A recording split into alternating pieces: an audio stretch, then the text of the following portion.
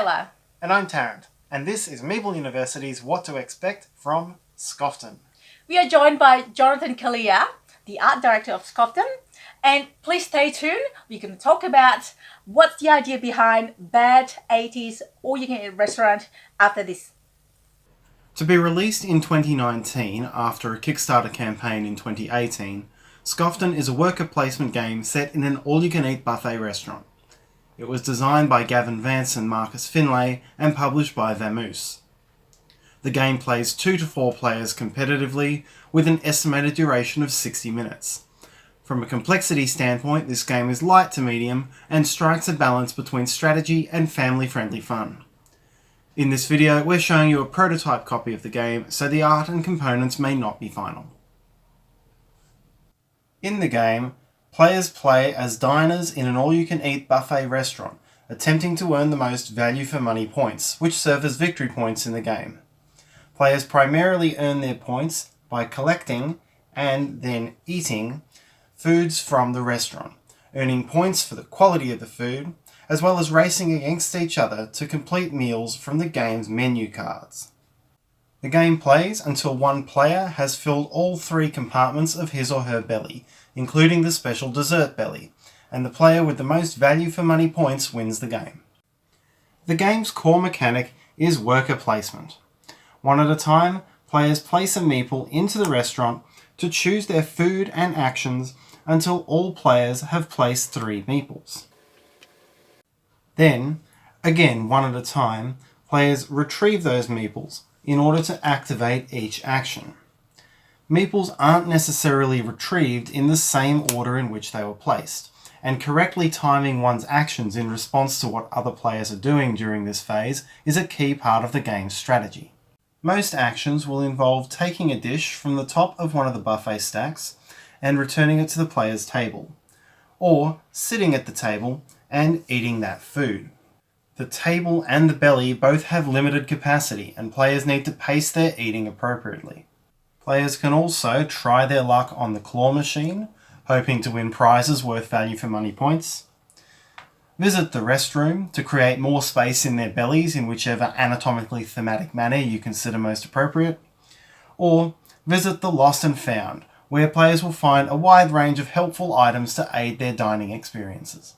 Many Lost and Found items have a take that effect on other players, but all cards are visible and their effect occurs as soon as the worker on it is activated, so players will be able to see all possible take that effects before they occur and plan accordingly. As the game wears on, the buffet will deplete and mess and spills will block out action spaces until someone decides to complain to management, a mechanism which cleans up the spills and restocks the buffet. Important points are gained by eating sets of 4 food tokens matching one of the menu cards. A food set is scored once its belly compartment is full, scoring the points on the foodstuffs themselves, as well as allowing the player to take the top token from the corresponding menu card, and these diminish in value as the game wears on. Players also have 1 belly compartment reserved for desserts, and desserts are much scarcer than mains in the restaurant, so to avoid the rush it can pay to have your pudding before you've eaten your meat. The game also throws in a few chaos elements to interfere with your well-laid plans and keep the game light. Incompetent restaurant staff can remove the dishes that you are hoping to take, or fill your table with unwanted and low-value bread. Diners also need to be careful around the seafood. Prawns are great value for money at a buffet, but one of the 4 prawns in the game is poison and will certainly cost you the game if you eat it. So that's what to expect from Scoffton. Now we are joined by Jonathan Calleja, the art director of Scoffton. So Jonathan, can you please tell us about the idea behind bad 80s all-you-can-eat restaurants? Well, we chose a bad all-you-can-eat restaurant from the 80s for 2 reasons. The first part is all-you-can-eat restaurants are a place where you have a lot of decisions you've got to make, and good games have a lot of interesting decisions. Mm-hmm. Do I eat the dessert first because I really like dessert? Yes. Or do I try and make sure I get a balanced diet? And when you're at an all-you-can-eat restaurant, you see all these different foods, you're like, oh, what do I really want? And we wanted to bring that into a board game. Mm-hmm. And particularly when there's like one food that everybody wants, everyone fights over it, and that was definitely part of the tension we wanted here. So it wrote itself as a board game. And the reason why we chose 1980s was because there was a whole bunch of all-you-can-eat buffets coming out in America. One particularly famous one in Australia was Smorgies, and another really famous one was Sizzler. So we thought, let's put it in the 1980s. And it was great because that's when Marcus and Gavin were teenagers, so we put a whole bunch of 1980s gags in there. So if you look at the art closely, you'll be able to see them all. And the art is very cute in this game. Very cute indeed. Little bucket of coleslaw here. Tell us a bit more about that. Well, firstly, it's a pretty bad all-you-can-eat restaurant.